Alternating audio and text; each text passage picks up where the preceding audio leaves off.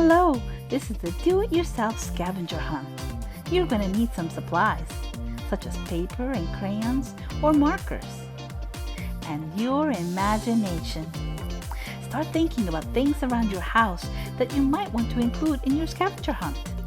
Maybe your shoes, or a lamp, a bird, a dust bunny. Who knows what you will come up with? Think about things hidden in your closet, in the bathroom, in the kitchen. And then gather your art supplies and start drawing. You probably want to include at least 8 objects in your scavenger hunt.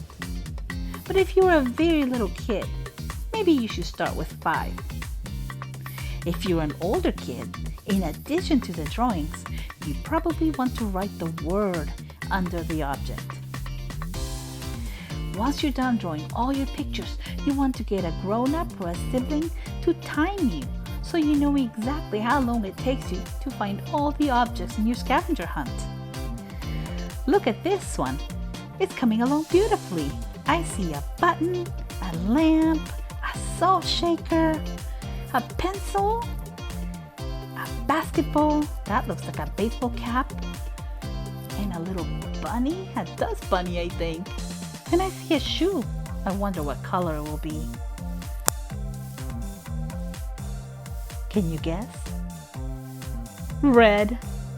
I knew it. When you're done with all the pictures in your scavenger hunt, you want to take a good look.